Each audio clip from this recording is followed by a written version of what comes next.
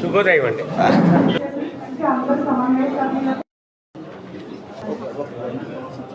ఎవరైతే వృద్ధులు, వితంతులు, దివ్యాంగులు ఎవరైతే ఉన్నారో, సమాజంలో ఆదరణ లేక నిరాదరణకు గురవుతున్నటువంటి వాళ్ళు ఎవరైతే ఉన్నారో అటువంటి వారికి పింఛన్ ఇవ్వాలి అనేటువంటి ఆలోచనతో 35 రూపాయలతో ఆంధ్రప్రదేశ్ రాష్ట్రంలో పెన్షన్ని ప్రారంభించింది తెలుగుదేశం పార్టీ.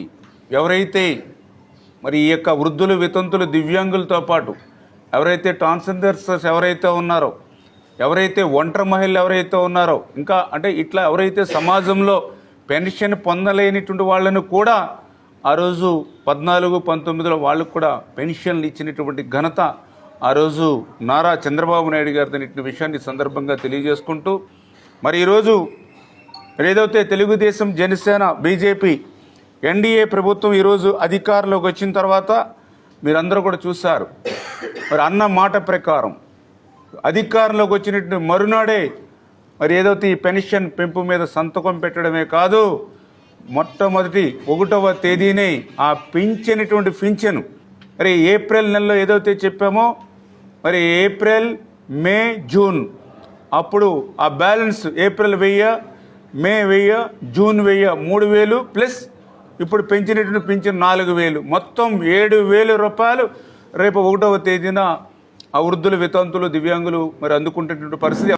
పాపం నిజంగా దివ్యాంగులు, ఎందుకంటే నేను కూడా చూస్తూ ఉన్నా, ఎక్కడైనా గ్రౌండ్ లెవెల్కి వెళ్తూ ఉన్నప్పుడు పాపం మెంటల్లీ డిజార్డెడ్ కానీ అదేవిధంగా ఫిజికల్గా కానీ అంటే తమ పనులు తాము చేసుకోలేక తల్లిదండ్రులకి, బంధువులకి ఎంతో భారమవుతున్నటువంటి స్థితిలో వాళ్ళకి సేవ చేస్తున్నందుకు నిజంగా తల్లిదండ్రుల్ని, వాళ్ళ బంధువులకి చేతులెత్తి దండం పెట్టినా, కాళ్ళకు మొక్కినా కూడా వాళ్ళు నిజంగా వాళ్ళు చేసే సేవ అటువంటిది. అటువంటి వాళ్ళకి కనీసం ఆ పింఛను పెంచిస్తే పాపం ఆ కుటుంబానికి కొంచెం భారం తగ్గి ఉండేది.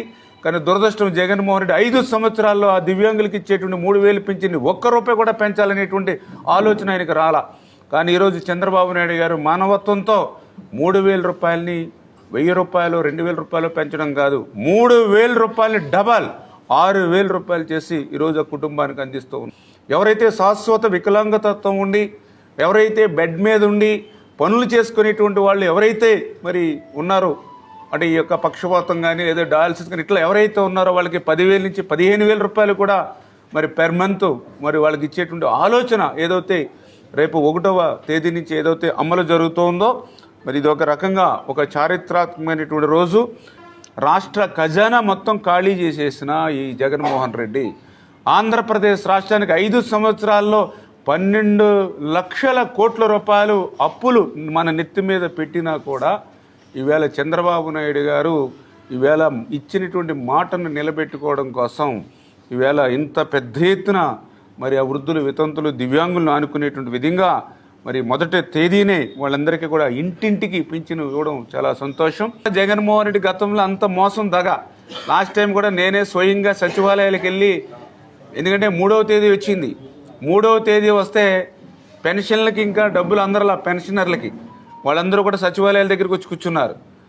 ఏదైతే వాలంటీర్స్ని ఇవ్వద్దంటం వల్ల వీళ్ళకి పెన్షన్ ఇవ్వలేకపోతున్నాం, ఇంతమంది 3వ తారీఖు వచ్చేసింది, ఇన్నే పెన్షన్లు అందలేదు, కేవలం వాలంటీర్స్ని పక్కన పెట్టడం వల్లని ప్రభుత్వం దుష్ప్రచారం చేసింది.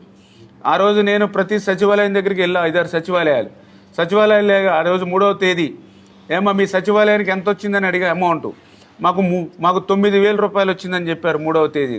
బయట చూస్తే 90-80 మంది వెయిట్ చేస్తున్నారు ఆ రోజు. అంటే 9,000 అంటే ముగ్గురికి వస్తుంది పెన్షను. అంటే 3వ తేదీ వచ్చినా కూడా గవర్నమెంట్ ఒక డబ్బులు వేయాల.